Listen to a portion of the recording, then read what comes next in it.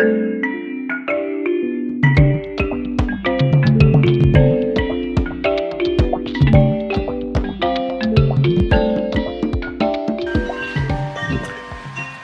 and Prahalad, when they first launched their Competing for the Future book, and there are a series of articles in Harvard Business Review, and this stuff was so different. It was so much about help your people build a vision of your business, excite them with the vision of your business, enable them to enact to bring that about. Okay? Now, as we read, as we review, we look back on their writing. We've lost that bit.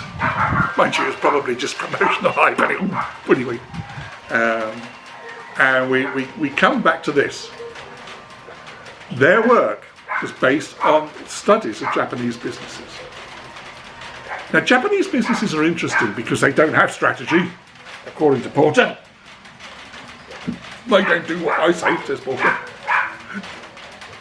And their apparent behaviour was very difficult for him to account for.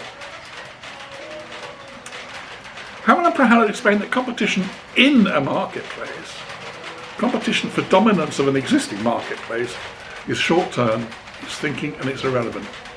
If you focus on that alone, you're dead. Their thesis. They argue that competition is a race for resources, especially for resources which enable the accumulation of capability and productive capacity, new technology. And the phrase they use somewhere or another is that blow competition away. For example, if the race is for resources, the race is for capability, I know what. We'll look at photocopy manufacture. Oh, right. Or just because we will. They talk about a Japanese company that built superior print engines. They worked very, very hard to produce better quality, lower cost. And those print engines went into their copiers and they had a superior performance as a photocopier. Guess what? Let's sell them to our competitors.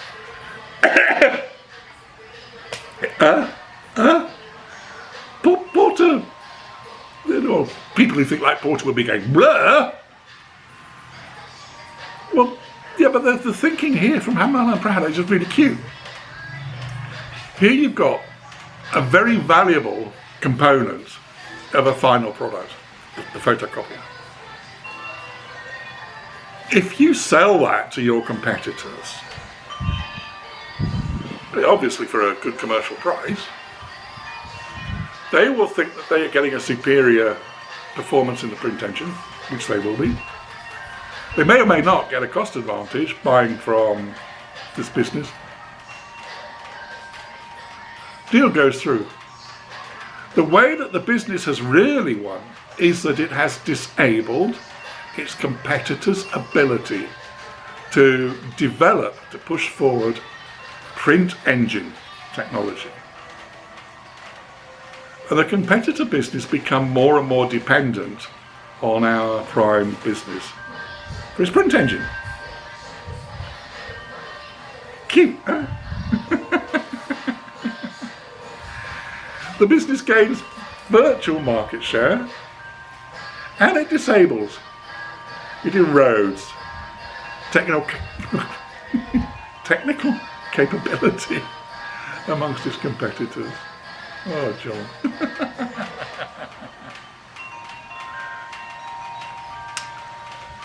However, what's difficult on a video presentation or a lecture, bearing in mind these are my old lecture notes, or based on my old lecture notes, Hamel and Prahalad's writing very much positions the reader as if they are within the organisation. Hamel and Prahalad are stressing how it is people within the organisation, looking from within the organisation, that are developing the strategy style. An example, the reason they give is that the traditions of service in key appointments in technology and marketing in Japanese company, the length of time somebody spends in an appointment, spends in a job, is much longer than in the USA and in Europe. And what Hamel and Prahalad are saying is this leads to a much deeper understanding of the technology, if you like, the traditions and the trends within the technology, the way in which the technology may or may not be developing and can be redeveloped and redefined, and the way in which that fits to our product, our portfolio of products, our future market spaces. Did you hear that? The way things are engaging, the way in which we can be transforming things to impact on our future business spaces.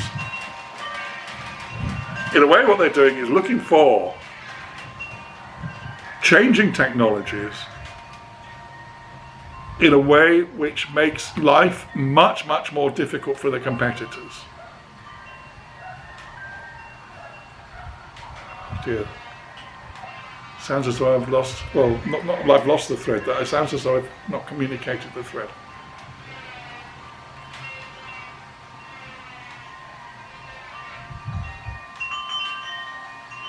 The businesses, according to Hamel and Prahalad, are about changing the nature of the industry that they are participating in.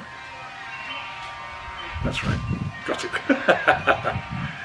Note, they are changing the nature of the industry. They're not following an industry pattern with new product. So, the foregoing, these have been the dominant ways of thinking. But there's been a shift. There's been a shift from analysis and prescription. Analysis, description, and then prescription include an embedded view of the way the world works. That's how you get the prescription of what to do. And there's been a shift away from that to an understanding of the way in which we understand our strategic world, the way in which we understand our world and the way in which we act within it. But this is a view which embraces the emergent properties of organizations, the emergent properties of systems. It's a focus not directly on the outcome. Okay? It's a focus on the preconditions. Do you like that?